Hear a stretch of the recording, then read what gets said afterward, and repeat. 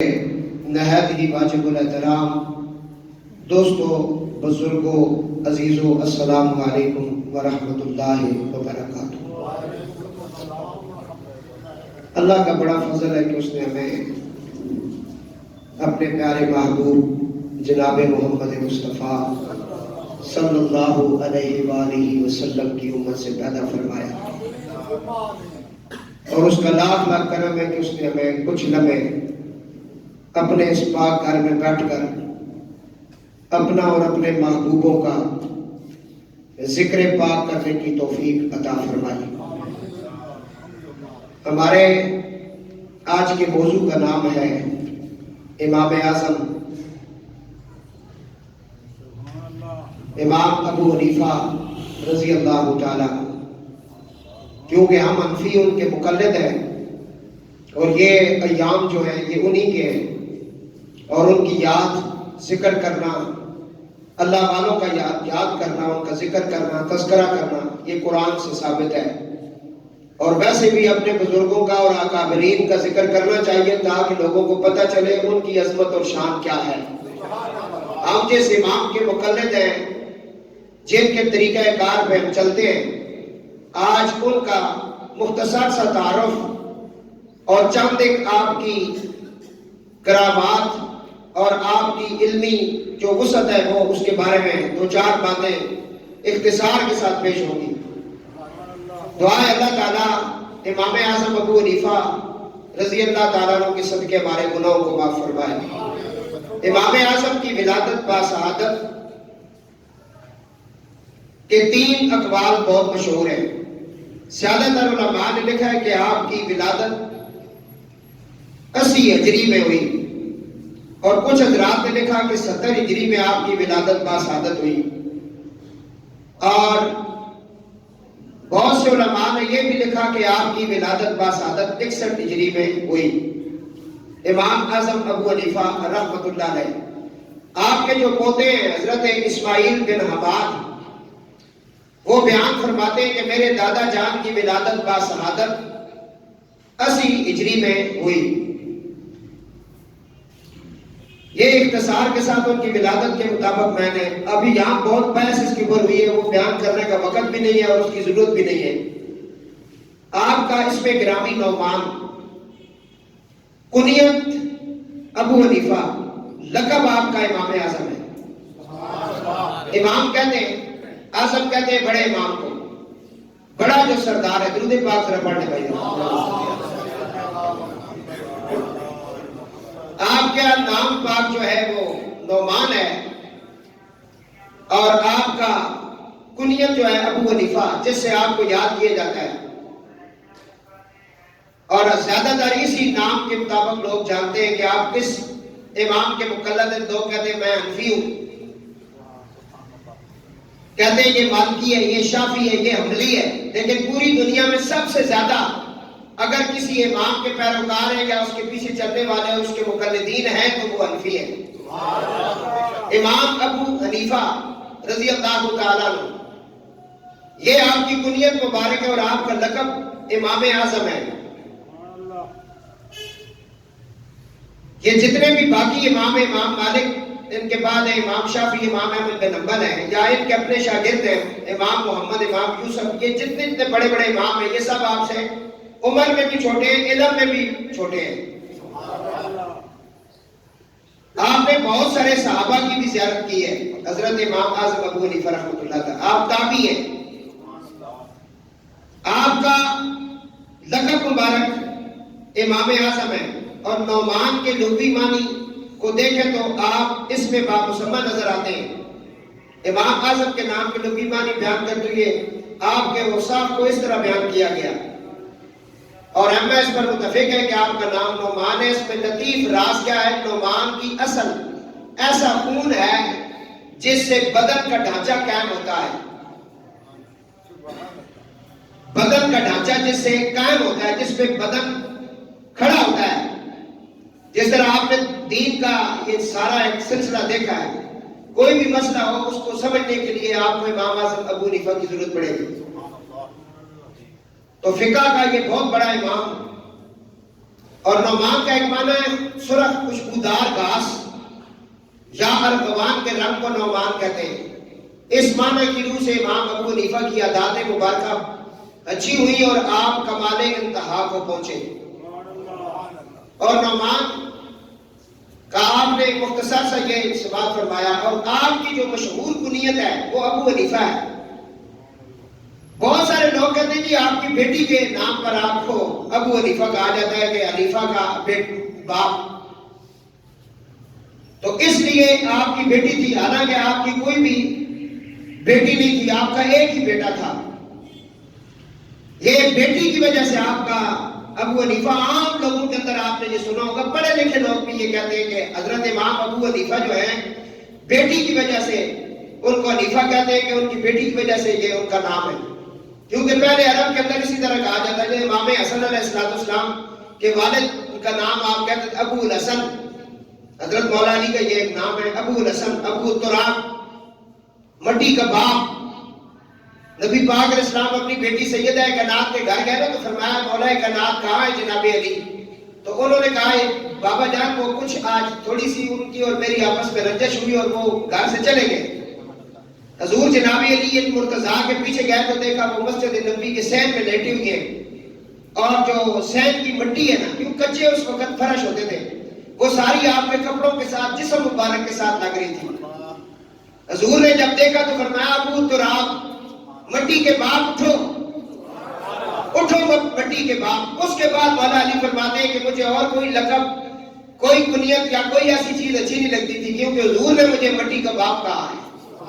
اب اس کے اوپر بھی علماء اور محدثین نے بہت کچھ لکھا کہ حضور نے کیوں کہا ہے. یہ بھی بڑی اب ٹائم نہیں ہے کہ اس کے اوپر ہم بحث کریں. میں صرف یہ عرض کر رہا ہوں کہ امام ابو حنیفہ رحمۃ اللہ علیہ یا رضی اللہ تعالیٰ عنہ، رضی اللہ تعالیٰ عنہ اس لیے کہ قرآن کی وہ جو ہے وہ برکہ ہے کہ جو صحابہ کے پیروکار جو ان کے پیچھے چلا جو جس نے ان کی اتباع کی رضی اللہ کا رضوان اللہ ان پہ راضی ہو گیا. تو حضرت امام ابو حنیفہ رضی اللہ تعالیٰ عنہ، یہ جو آپ کی کنیت مبارک مشہور ہے ابو حنیفہ، یہ بیٹی کی وجہ سے نہیں ہے. اس کی میں وجہ بتاتا ہوں. کیونکہ مؤنث میں سے آپ کی کوئی اولاد نہیں تھی، آپ کا ایک ہی بیٹا تھا جن کا نام تھا حماد. کیا نام ہے؟ یہ آپ کے امام کا ذکر ہو رہا ہے، اسے صحیح یاد کریں، بتائیں لوگوں کو پتہ ہونا چاہیے ہم کس امام کے مقلد ہیں. بیٹے کا نام حماد ہے. دراصل حقیقت آپ کی یہ کنیت وصفی ہے. اللہ تبارک و تعالیٰ نے قرآن مجید میں لفظ حنیف استعمال کرتے ہوئے ارشاد فرمایا. ابھی میں نے جو ربائی پڑھی ہے مولانا روم کی، بندہ پروردگارم امت آمد نبی، میں اللہ کا بندہ ہوں، محمد مصطفیٰ صلی اللہ علیہ وسلم کا امتی ہوں، دوست دارے چار یارم تابع اولاد علی، اور میں حضور کے چاروں خلفاء کا غلام بھی ہوں اور تابع اولاد علی، اور مولا مشکل کشا کی جتنی اولاد ہے، اولاد زہرا ہے، میں ان کا بھی غلام ہوں. مذہب حنفیہ، ابھی آپ کو یہ لفظ سمجھ آ رہا ہے، مذہب حنفیہ ملت حضرت خلیل، حضرت ابراہیم علیہ السلام کا دین جو ہے اس کو حنیف کہتے ہیں. تو فرمایا میں مذہب حنفیہ، میں حنفی بھی ہوں اور حضرت ابراہیم علیہ السلام کی ملت پر بھی ہوں. خاک پائے غوث اعظم زیر سایہ ہر ولی. تو جس ولی نے بھی مقام ولایت حاصل کیا اور اس مرتبہ اور مقام پر پہنچا، ان کی گردنوں پر جس کا قدم ہے وہ غوث اعظم ہے. غوث اعظم درمیان اولیاء، چوں محمد درمیان انبیاء. تو حضرت امام اعظم ابو حنیفہ رضی اللہ تعالیٰ عنہ کو حنفی کیوں کہتے ہیں؟ اس کی وجہ سنیں. اللہ تعالیٰ نے قرآن عظیم میں ارشاد فرمایا قل صدق اللہ فاتبعوا ملت ابراہیم حنیفا وما کان من المشرکین. فرماتے کہ اللہ تعالیٰ نے سچ فرمایا ہے، سو تم ابراہیم علیہ السلام کے دین کی پیروی کرو جو ہر باطل سے منہ موڑ کر صرف اللہ تعالیٰ تعالیٰ کے ہو گئے تھے اور وہ مشرکوں میں سے نہیں تھے. تو یہاں حنیف کا لفظ استعمال ہوا، ملت ابراہیم حنیفا. اور دوسرے مقام پہ اللہ فرماتا ہے وَمَنْ أَحْسَنُ دِينًا مِّمَّنْ أَسْلَمَ وَجْهَهُ لِلَّهِ وَهُوَ مُحْسِنٌ وَاتَّبَعَ مِلَّةَ إِبْرَاهِيمَ حَنِيفًا. یہ قرآن کے الفاظ ہیں، سورۃ النساء ہے. اللہ فرماتا ہے دینی اعتبار سے اس شخص سے بہتر کون ہو سکتا ہے جس نے اپنا روح نیاز اللہ تعالیٰ کے لیے چکا دیا اور وہ صاحب احسان بھی ہوا اور وہ دین ابراہیم کی پیروی بھی کرتا رہا جو اللہ تعالیٰ کے لیے یکسو اور راست رو تھے. امام اعظم نے بذات خود اپنی کنیت ابو حنیفہ اختیار فرمائی، جس کا مطلب ہے کہ صاحب ملت حنفیہ یعنی مدلل باطلہ سے احراز کر کے ملت حق کو اختیار کرنے والا. حنفی کا یہ مطلب ہے حق کی طرف جانے والا اور باطل راستے کو چھوڑنے والا، مدلل طریقے کے ساتھ، دلیل کے ساتھ، دلیل دے کے ان کا راستہ چھوڑنا.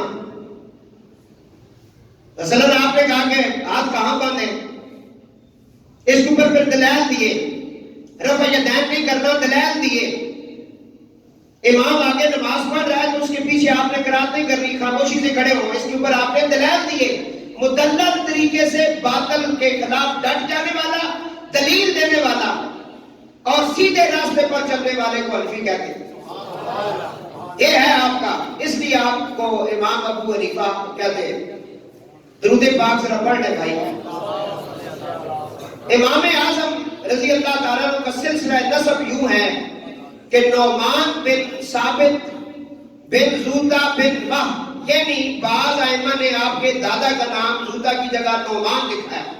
وہ کہتے ہیں زوتا ان کا نام اسلام لانے سے پہلے تھا، جب وہ دہر اسلام میں داخل ہو گئے تو پھر ان کو نعمان کہا گیا. اور ان کے دادا جان جو تھے حضرت امام اعظم ابو حنیفہ رضی اللہ تعالیٰ عنہ کے، ان کی ملاقات مولا مشکل کشا حیدر کرار سے ہوئی ہے اور مولا علی نے ان کو دعا دی تھی کہ تیرا جو بیٹا ہوگا نا، اس کے گھر میں جو بیٹا ہوگا. یہ جو علم تھا، یہ مقام تھا امام اعظم کا، یہ دعا ہے مولا مشکل کشا کی. اور آپ خود فرماتے تھے، آپ نے یہ خود ارشاد فرمایا کہ مجھے جناب مرتضیٰ رضی اللہ تعالیٰ علیہ السلام کی دعا ہے. یہ جو علمی ان کا مقام ہے، 4000 سے زیادہ آپ کے شیوخ ہیں اہل حدیث کے حساب سے، جن سے آپ نے حدیث حاصل کی ہے، جن سے آپ نے حدیث پڑھی ہے. اور ایک روایت میں ہے کہ آپ نے 70 سے 80 صحابہ کی زیارت کی ہے. کچھ نے کہا کہ آپ نے 17 صحابہ کی. میں تو کہتا ہوں ایک صحابی کی زیارت بھی بہت بڑی بات ہے. اس آپ کو تابعی کہتے ہیں. 9 اساتذہ آپ کے حدیث کے اندر صرف آل بیت کے گھرانے کے ہیں. سبحان اللہ. بلند آواز سے کہو چلو. وہ بھی تھوڑا سا میں ان کے نام بھی پیش کر دیتا ہوں تاکہ یہ بھی ایک خورشید بھائی کیونکہ ریکارڈنگ کر رہے ہیں، سننے والوں کے لیے ان کے نئی چیز انہیں مل جائے گی. حضرت امام اعظم ابو حنیفہ رحمت اللہ تعالیٰ علیہ کے اساتذہ تو ویسے انہوں نے لکھا 4000 سے زیادہ ہیں، لیکن ان میں سے 9 اساتذہ حضور کے گھرانے کے ہیں، آل بیت رسول ہیں. درود پاک پڑھیں. مختصر میں ان کے نام پیش کرتا ہوں کیونکہ وقت بہت کم ہے. آپ کے آل بیت میں سے جو پہلے استاد ہیں ان کا نام پاک امام محمد باقر علیہ السلام ہے. یہ 5ویں امام ہیں. حضرت امام زین العابدین کے بیٹے ہیں. امام زین العابدین بیٹے امام حسین علیہ السلام کے، اور وہ بیٹے مولا مشکل کشا کے. تو کتنے قریب جا کے آپ نے دین سکھا ہے. ہم حنفیوں کو اس بات پر ناز و فخر کرنا چاہیے کہ حنفیوں کے ہاں جو علم آیا یہ اہل بیت کے گھر سے آیا ہے. آگے کل کوئی مطلب بندہ یہ فقہ جعفریہ والا یہ اعتراض کرتے ہیں، ان کو بھی میں کہہ رہا ہوں تھوڑی سی آپ توجہ فرمائیں، آپ کو پتہ چل جائے گا. امام اعظم ابو حنیفہ رحمۃ اللہ تعالی علیہ، ان کے حدیث کے اندر جو شیخ ہیں پڑھانے والے وہ امام محمد باقر علیہ السلام ہیں.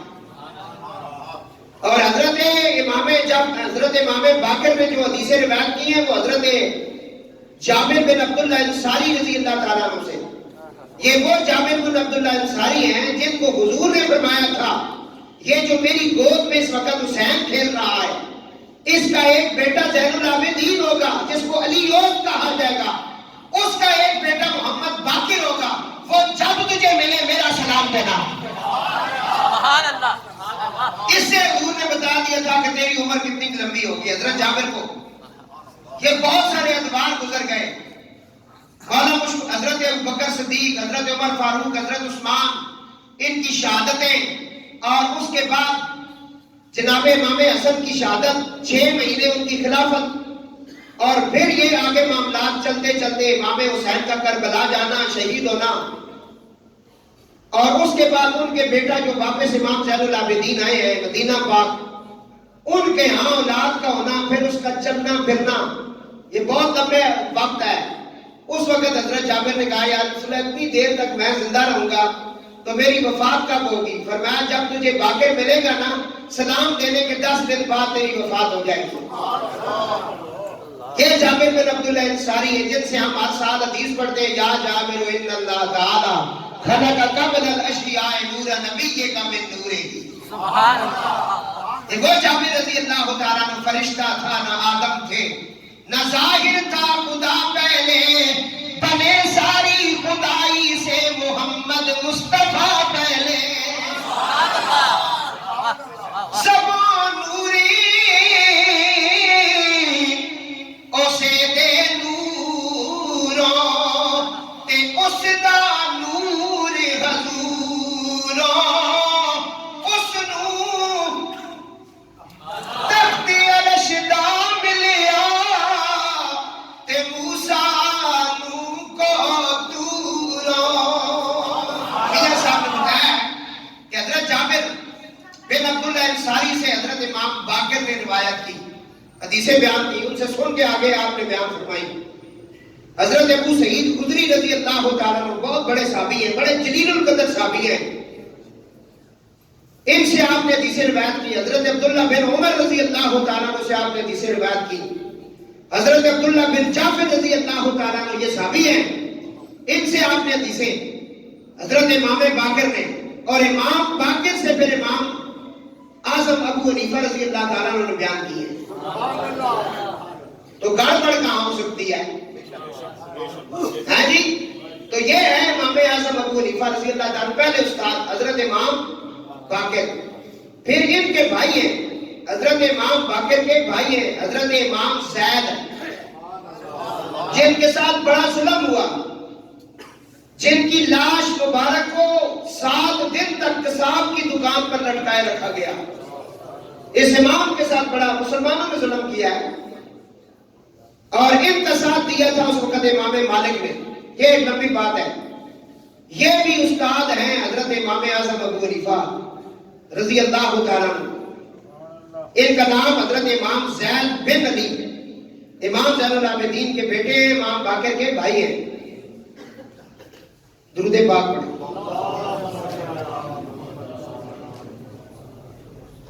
ان کے ایک اور بھائی ہیں امام باقر کے جن کا نام ہے امام عبداللہ بن علی بن امام زین العابدین. وہ بھی استاد ہیں حضرت امام اعظم کے. حضرت زین العابدین کے 3 بیٹوں سے حضرت امام اعظم نے حدیث پڑھی، دینی مسائل پوچھے، اور اس پر آپ نے آگے کام کیا. پھر ان کے بیٹے امام باقر کے بہت بڑا چیف جسٹس اسلام کا، اپنے بیگانے کس کو مانتے ہیں اسلام کے معاملے میں؟ وہ امام جعفر صادق علیہ السلام ہے. ہاں جی، جن کی نیازیں آپ کھاتے ہیں. تو ان کے سے بھی آپ نے علم حاصل کیا، اور آپ نے یہ بھی فرمایا اگر 2 سال میں ان اہل بیت کے شہزادوں کے جوتے سیدھے نہ کرتا تو میں ہلاک ہو جاتا. اور مجھے جو فیض ملا ہے در زہرا کا، دیکھیں نا کتنا ڈائریکٹ آپ کو فیض ملا ہے.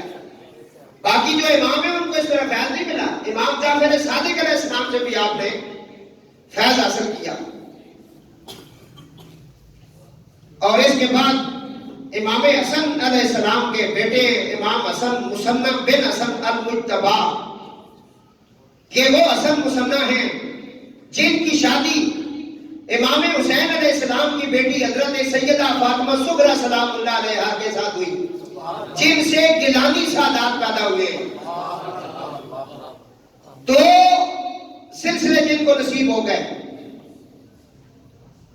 حضرت امام حسن کی طرف سے بھی امام حسین کی طرف سے بھی.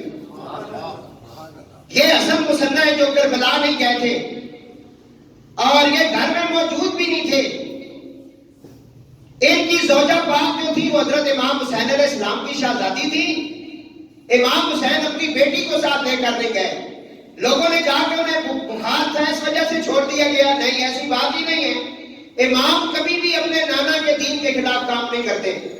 امام نے بیٹی کو اس لیے ساتھ نہیں لے کر گئے کہ ان کا میاں گھر میں نہیں تھا. وہ گھر میں ہوتے تو ان کی اجازت سے لے کر جاتے. فرمایا بیٹا اگر وہ آ گئے اور وقت مل گیا تو میرے پاس آ جانا. حضرت صغرا سلام اللہ علیہا اس وجہ سے رہ گئی. اور بیٹیوں کو یہ سبق پڑھا دیا گیا کہ اگر تمہارے خاوند تمہیں اجازت نہ دے تو ان کی مرضی کے بغیر تم باپ کے گھر بھی نہیں جا سکتی. بڑا مقام ہے. اور پھر بیٹیوں کو بھی بہت بڑا مقام حضور نے عطا فرمایا. حضور نے کہا جس کی ایک بیٹی ہوگی، پھر کہا جس کی 2 ہوں گی، پھر کہا اس سے زیادہ ہوگی. اگر اس نے ان کی تربیت کی، ان کا خیال کیا، شادیاں کروائی، اچھے گھر دیے، ان کی تربیت کی، ان کے سروں پر ہاتھ رکھے. کملی والے آقا علیہ السلام فرماتے ہیں محشر کے دن نفس و نفسی کا عالم ہوگا. وہ میرا امتی جس نے اپنی بیٹی کا خیال رکھا ہوگا، قیامت کے دن وہ میرے پاس اس طرح ہوگا جس طرح یہ انگلی اس کے ساتھ ہوتی ہے. میں اس طرح جس طرح شہادت کی انگلی کو اس انگلی کا آپس میں قرب حاصل ہے، اس طرح جنت کو میرے ساتھ ہوگا. اور کتنا بدبخت ہے وہ شخص جس نے اپنی بیٹی کو 5 گولیاں ماری. 7 دن کی بچی کا کیا قصور تھا؟ وہ تو گناہوں سے پاک تھی. نبی کریم علیہ السلام نے فرمایا میرے امتیوں میں سے اگر کسی کا چھوٹا بچہ یا چھوٹی بچی فوت ہو جائے جو ابھی بلوغت تک نہیں پہنچی، 13 سال کی عمر تک ابھی نہیں پہنچی، وہ نابالغ تھی اور فوت ہو گئی، فرمایا اس کا جنازہ بھی پڑھنا. یا رسول اللہ وہ تو گناہوں سے پاک ہے، اس کا حساب کتاب نہیں، اس کا جنازہ کیوں پڑھیں گے؟ حضور نے فرمایا اس لیے کہ وہ جو جنازہ پڑھنے جائے گا وہ ان سب کی سفارشی بن کر اللہ کی بارگاہ میں آئے گی. اللہم اجعلہ لنا فرجا واجعلہ لنا اجرا وذکرا واجعلہ لنا عن شافعا ومشفعا. اے اللہ یہ جو معصوم ہے جس کا جنازہ ہم نے پڑھا ہے اس کو ہمارے لیے پیش رو بنا، ہمارے آنے سے پہلے اس کو ہمارا سفارشی بنا اور اس کو اجر کا ذخیرہ بنا. اجرا وذکرا واجعلہ لنا. اور شافعا ومشفعا صرف اس کی شفاعت نہیں، اس کو شفاعت قبول کرنے والا بنا جس کی شفاعت قبول ہو چکی ہو. وہ بچے جنت میں نہیں جائیں گے جو بلوغت سے پہلے فوت ہو گئے، جب تک ان کے ماں باپ جنت میں نہ جائیں. حضور نے کہا وہ جنت کے جو ستون ہیں ان کے ساتھ لٹک جائیں گے. اللہ فرشتوں سے کہے گا کہ تم ان کے ماں باپ بن کر ان کے پاس جاؤ، جنت میں لے جاؤ. وہ کہیں گے مولا ہمیں وہ خوشبو نہیں آتی جن کے جسم سے ہم جدا ہوئے ہیں. پھر ان کے ماں باپ کو بلایا جائے گا اور ان کو جنت میں لے کر جائیں گے. یہ چھوٹے بچے خود جنت میں نہیں، فرمایا جس نے چھوٹے بچوں کا جنازہ پڑھا وہ بھی جنتی ہے. ان کی یہ شفاعت کریں گے. ذرا توجہ رکھنا میرے جملے پر. تیرے میرے بچے موچیاں نائیاں کے بچے اگر فوت ہو جائیں وہ شفاعت کرنے کا حق بھی رکھتے ہیں اور ان کو یہ مقام بھی حاصل ہے اور ان کو یہ اللہ تعالیٰ کی طرف سے سرٹیفکیٹ بھی ملا ہے کہ تم گناہگاروں کی بخشش کروا سکتے ہو. بتاؤ پھر جن کے لیے ساری کائنات سجی ہے اس کا 6 ماہ کا علی اصغر وہ جب اٹھے گا اور میرے حضور کے شہزادے جب اٹھیں گے تو وہ نہیں شفاعت کرا سکتے.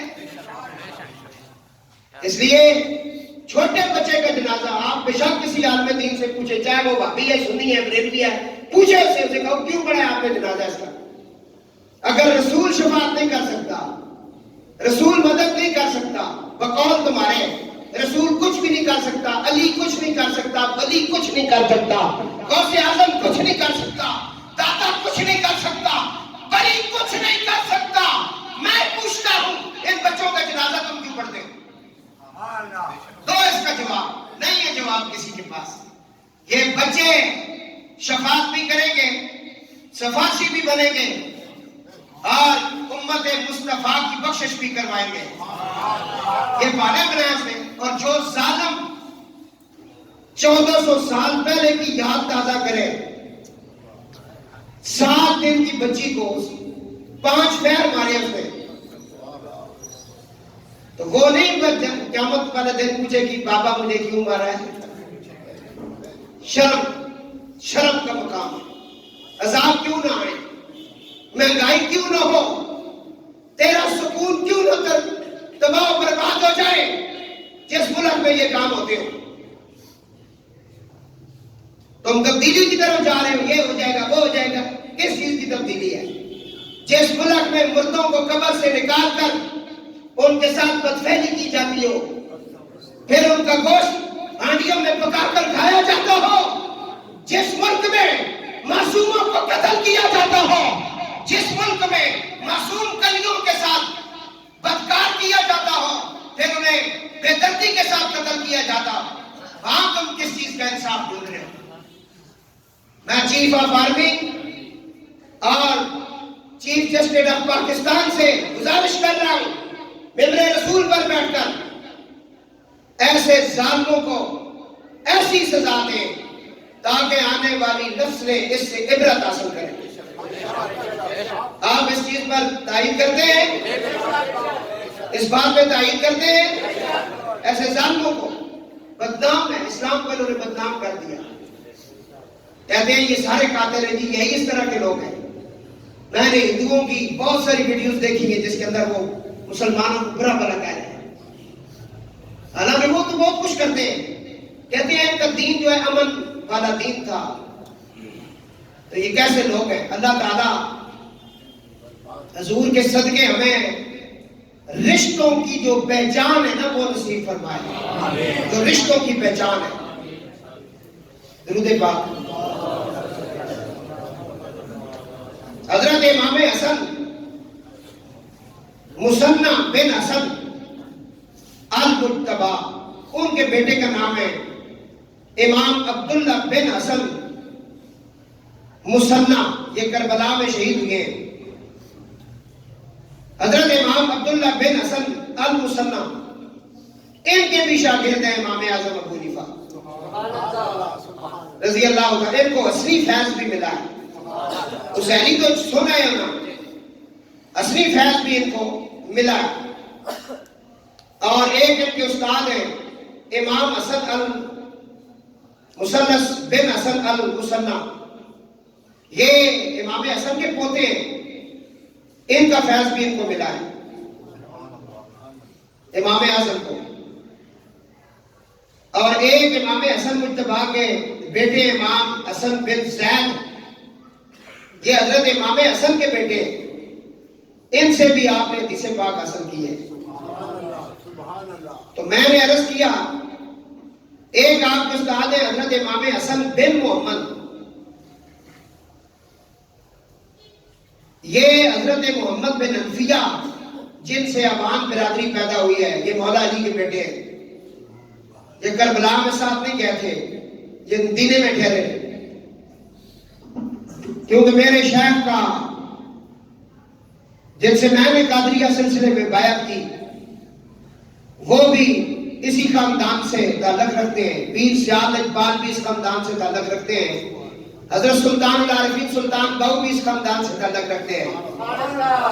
تو یہ حضرت امام محمد بن انفیہ بن علی، ان کے بیٹے ہیں حضرت امام حسن بن محمد، وہ بھی استاد امام اعظم ابو حنیفہ کے۔ بلند آواز سے کہو، بلند آواز سے۔ وقت نہیں کہ میں ان سب کا تعارف کر رہا ہوں۔ ایک ہیں حضرت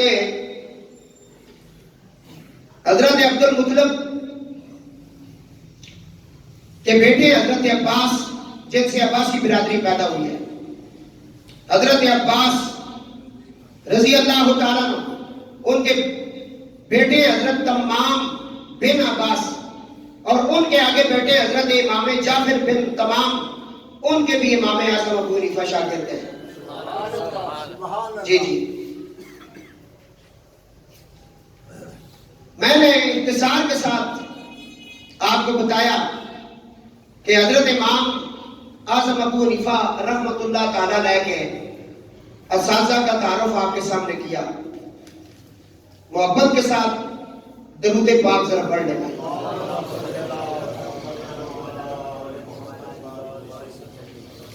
بہت اختصار کے ساتھ امام ابو حنیفہ رضی اللہ تعالیٰ عنہ کی بارے میں نے پیش کیا۔ امام اعظم کی صحابہ سے ملاقات ہوئی، آپ تابعی ہے۔ امام اعظم کے زمانے میں 22 یا 26 صحابہ موجود تھے جن سے آپ نے ملاقات کی۔ علامہ ابن حجر مکی نے اسے لکھا۔ 8 صحابہ کرام سے آپ کی ملاقات ثابت ہے، خصوصاً حضرت انس بن مالک۔ یہ وہ انس بن مالک ہے جو 10 سال حضور کے گھر رہے ہیں جی، 10 سال۔ حضرت انس بن مالک بڑی شان کے صحابی ہیں۔ کہتے ہیں حضور کی بارگاہ میں ایک دن کسی نے پرندہ بھیجا، بھونا ہوا پرندہ حضور کے لیے تحفے کے طور پہ بھیجا، تو حضور نے رکھ کر اسے دعا فرمائی، فرمایا مولا اس کو تو بھیجنا جو میرے ساتھ اسے تناول کرے، جس سے تو بھی محبت کرتا ہے میں بھی محبت کرتا ہوں۔ یہ دعا ایک راز ہے۔ آپ نے حضرت انس بن مالک اس حدیث کو بیان فرماتے ہیں، کہتے ہیں بھائی میں سوچنے لگ پڑا کہ حضور نے تو دعا مانگی، یا اللہ میں تب کھانا شروع کروں گا جس سے تو بھی محبت کرتا ہے میں بھی کرتا ہوں، وہ بھی ہم سے محبت کرتا ہے، اس کو بھیجنا، اس کے ساتھ بیٹھ کے آج کھاؤں گا۔ کبھی کبھی آپ اچھا کھانا کھائیں نا تو دوستوں کو کال کرتے ہیں نا کہ آپ آ جائیں، یا کوئی اچھی ڈش بنی ہو تو آپ کسی کے ہاں بھیجتے ہیں، تو یہ اچھی ڈش آ گئی نا تو حضور نے دعا مانگ لی۔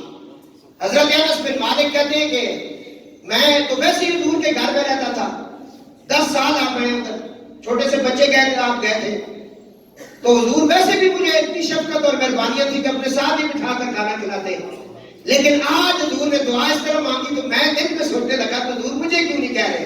اتنے میں دروازے پہ دستک ہوئی، دعا پوری ہو گئی نا، اجابت کا سہرا عنایت کا جوڑا دلہن بن کے نکلی دعائیں محمد ہے۔ صحیح حدیث پڑھ رہا ہوں۔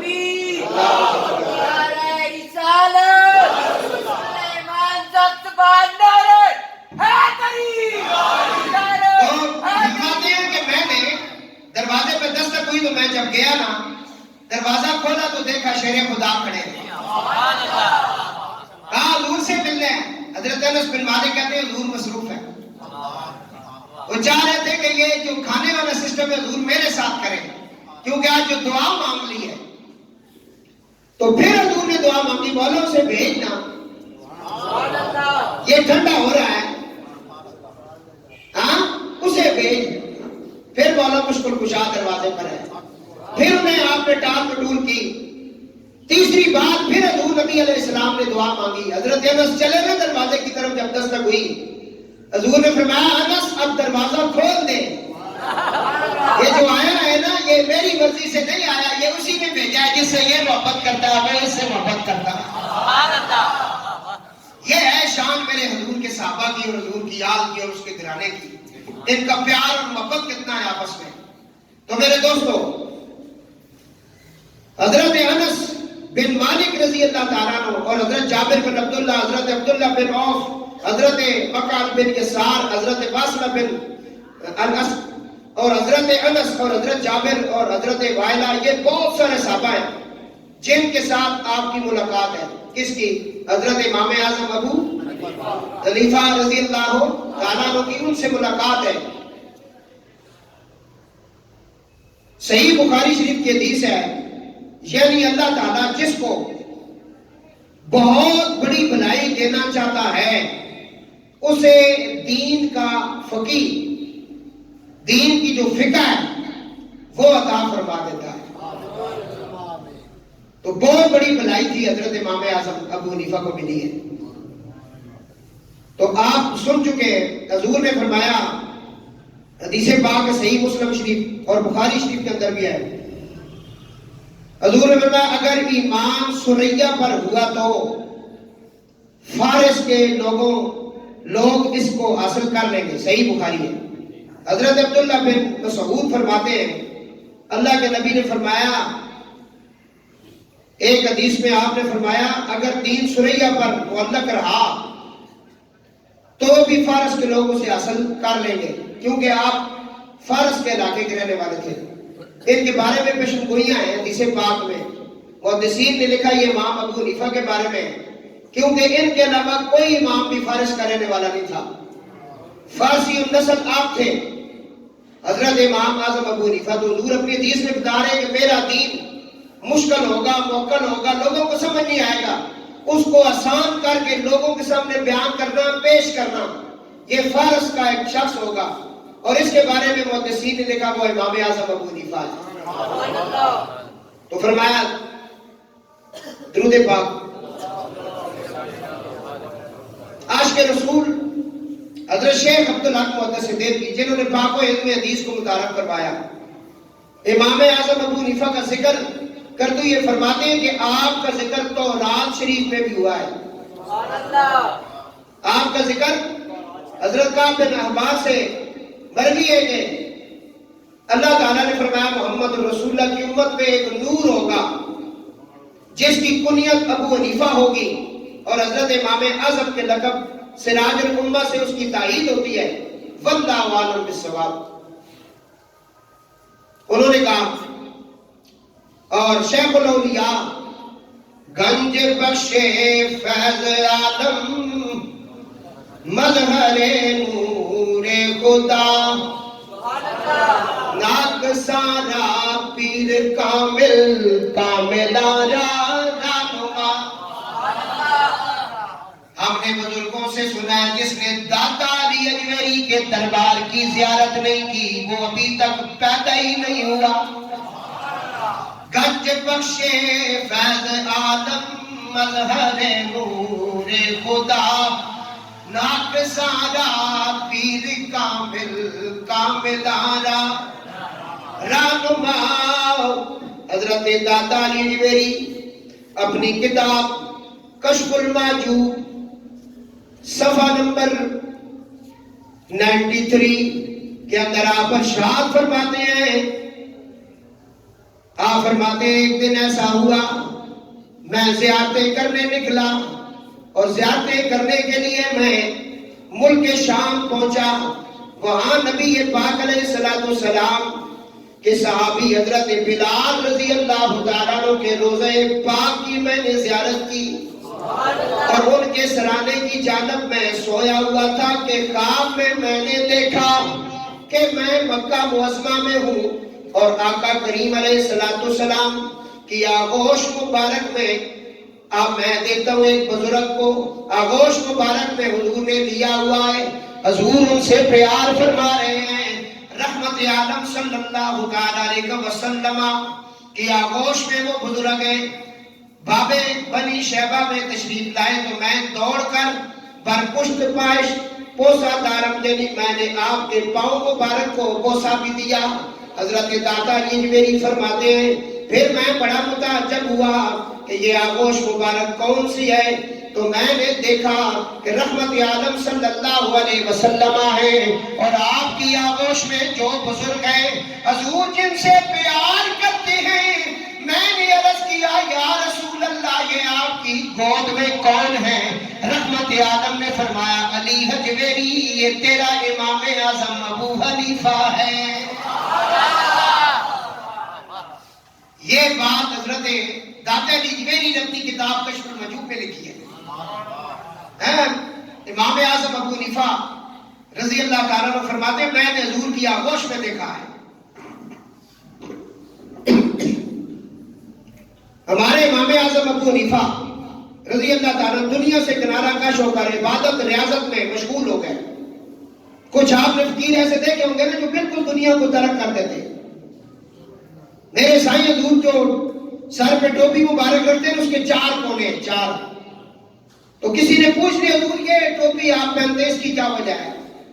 یہ آپ کو کسی فقیر نے تحفے پہ دی تھی. آپ نے کہا مقصد تو اس کا بہت بڑا ہے. اس نے کہا پھر بھی حضور فرمایا ہماری اصطلاح جو ہے تو فقراء کی، آپ کو تو کونے نظر آ رہے ہیں لیکن ہمارے لیے کوئی اور بات ہے. اس نے کہا حضور پھر بھی یہ 4 کونے کا مطلب فرمایا ترک دنیا ترک عقبہ.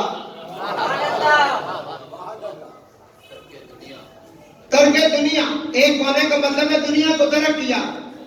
ترک عقبہ آخرت کو بھی ہم نے ترک کیا. ہمارا کیا لینا دینا اس کے ساتھ؟ ثواب عذاب کے ساتھ ہمارا کیا تعلق ہے؟ ہم تو اس کی رضا میں راضی رہتے ہیں. ہو گیا ابراہیم 120 سال کی عمر میں جو دیا ہے نا اسی کو ذبح کر. یہ نہیں کہا کیوں کروں. کو سمجھ آ گئی ہے؟ مثال دی ہے ذرا سی دی ہے. راضی پر رضا ہوں میں. ترک دنیا ترک عقبہ ترک خود بڑا مشکل ہے. جڑے میں بڑا فقیر نہیں بڑا جڑے پہنچے فقیر ہوں. میں اگر 2.5 من آٹا درکار میں نندے کی تو فقیر ہوں. آٹے نال دشا بتانی ہے بندے ہوں. ہاں جی ترک دنیا ترک عقبہ ترک خود 3 کی سمجھ آ گئی. ترک عقبہ ترک دنیا ترک خود اور پھر کہتے ہیں چوتھے کا مطلب ہے یہ ترک ترک. ہم نے جس کو ترک کیا اس کو بھی ترک کیا.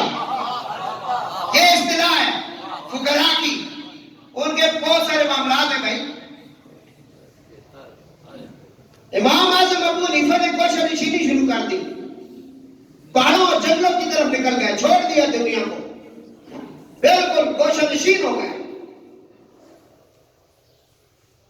ایک دن ایسا بھی ہوا کہ حضور خواب میں تشریف لے آئے. میں ابو حنیفہ تمہیں اس لیے تو نہیں بھیجا تھا. کوشش نشینی اور بہت زیادہ کرنے والے ہیں. تیرے سلسلے میں لاکھوں کی تعداد میں ولی اللہ کوشش نشین ہوں گے. تو مٹھو تیری بڑی ضرورت ہے.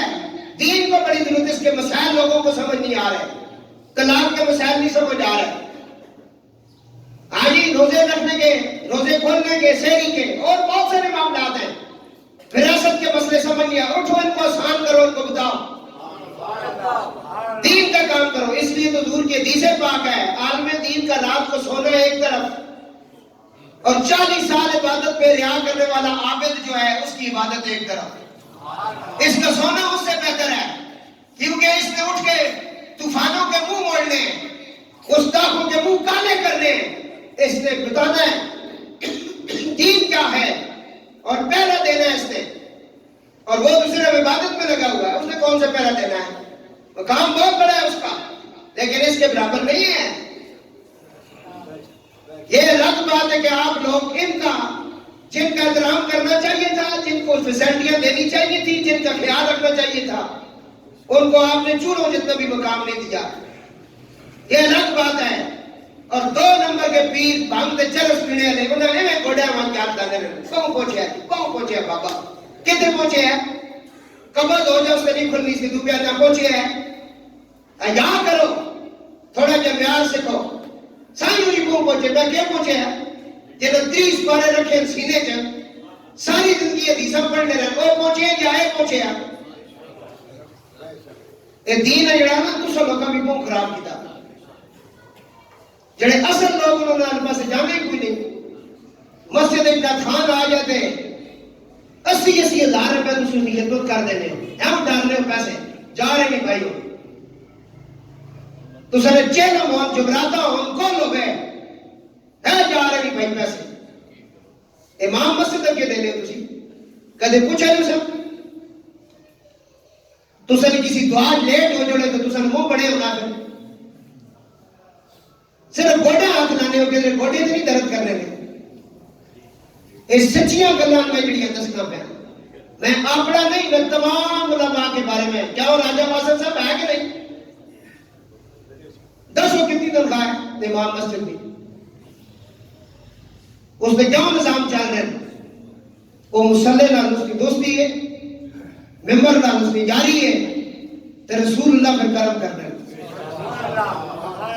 میں ایک جڑا دین سیکھنا ہے، بچہ جڑا حفظ کرنا ہے، یہ گھر سے جب نکلتا ہے تو فرشتے اپنے پر اس کے پاؤں کے نیچے رکھتے ہیں۔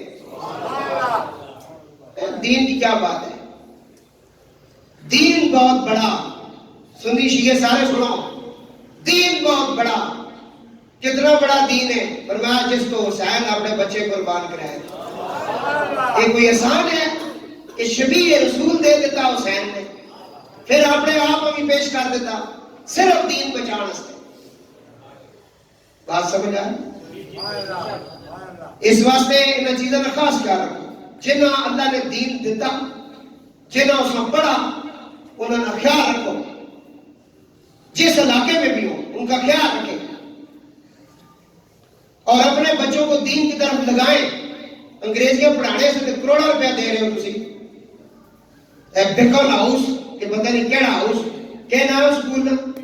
بیکن سکول، اس کی پرنسپل 15 لاکھ روپے تنخواہ لے رہی ہے۔ ہاں جی 15 لاکھ روپے تنخواہ لے رہی ہے۔ کتنے بیٹھے ہو؟ تے میرے استاد بھی پڑھا رہے ہیں دین ہو۔ کتنے سال ہو گئے جامعہ رضویہ؟ 70 سال ہو گئے دین پڑھا جا رہا ہے۔ پوچھ کسی لڑکے کو کدے فیس مانگی ہے؟ جو پوچھ میں بھی 9 سال پڑھ گیا، میں کڑ کو فیس کوئی نہیں کی نے، بلکہ کپڑے بھی شاہ صاحب دھو کے استری کر کے ہفتے 2 دفعہ دینے۔ اے وہ دین، 2800 بچیاں اس دفعہ امت کے اندر عالم دین بنی ہے۔ دینداروں کے ساتھ ان کے قریب آ جاؤ۔ آگے رمضان آ رہا ہے، استادہ کا خیال رکھو۔ صرف یہ نہ اندازہ لانے رہے کہ کتنی دیری تراویحاں پڑھائیاں، اتنے گھنٹے جو نہیں، اتنے فلان ہو گئی، ساری دیہڑی ہے ڈسکشن چلتی رہتی ہے۔ اور قرآن بھی محبت رکھ کے مسجد جاؤ، جیڑا قرآن میں سنانا اسا گھر جا کے پڑھو ترجمہ، پھر پتہ لگے تو سا قرآن پڑھا۔ سکے نعرے نہ مارے میں، بالکل کوئی ضرورت نہیں۔ کسی نے کوئی مار گیا نا، بہترین طریقہ آپ دعا مانگو۔ سارا کام استادہ اندر رکھے نے، وہ بھی ابو نے نہ 100 قرآن پاک لکھ چھوڑ، انہوں نے بیو پڑھا 100 لکھ چھوڑ، تو ایک باری کیوں نہیں پڑھنا الحمدللہ رب العالمین 3 دفعہ بولو، تو ایک باری تو پڑھ رہا۔ میں اتنا تو ضرور رکھنا اس دین نے میں کوئی دیتا، پتہ نہیں میں اللہ کی بارگاہ وچ منظور ہونا نہ ہونا وہ بات کی گل ہے، لیکن ایک گل تو سنال شیئر کرنا۔ میرے ماں باپ دنیا تو چلے گئے، بڑا بھائی بھی چلا گیا، میں نے ورثت شاید رب کعبہ کی عزت کی قسم ہے، میں نہ سیڑھیاں تے چڑھنا تے لینا، انہاں سے سورۃ اخلاص پڑھنا رہا۔ اے دیتا دین نے سا میں بچہ کہنا ہونا تو سکی ایسا سے دعاواں کریں گے، اے سچیاں یعنی جڑی تساں آج سنائیاں، کیونکہ امام اعظم ابو حنیفہ رضی اللہ تعالیٰ عنہ نے 4000 استاد اور حدیث وچ، یہ کوئی معمولی گل نہیں۔ اس واسطے اپنے آپ کو دیکھو، تسی اپنا پیسہ کتنے لگا رہے ہو، کیا کر رہے ہو، ضائع تو نہیں ہو رہا ہے جی؟ اس چیز کو سوچو، تو ایک چیز نے حساب دینا اپنی بارگاہ اور وہ پوچھ سی، اور ایک بات ایک لمحے کا آپ سے پوچھے گا، یہ نہیں کہ وہ چھوڑ دے گا، تمہاری عمر کے بارے میں پوچھے گا یہ کہاں گزاری ہے۔ اور دادا علی اجمیری فرماتے ہیں میں نے امام اعظم کو حضور کی گود میں دیکھا ہے۔ درود پاک ذرا پڑھو۔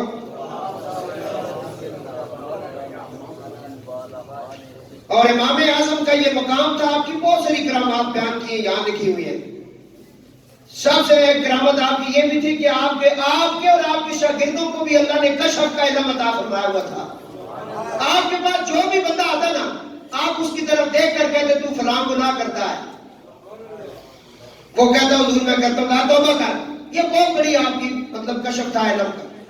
ایک دن آپ مسجد میں چلے گئے نا، لوگ وضو کر رہے تھے، ایک لڑکے نے وضو کیا نا، تو یہ حدیث پاک تھی کہ حدیث میں آتا ہے کہ وضو جب آپ کرتے ہیں جو بھی احساس ہوتے ہیں تو اس کا گناہ نیچے گرتا ہے نالی میں.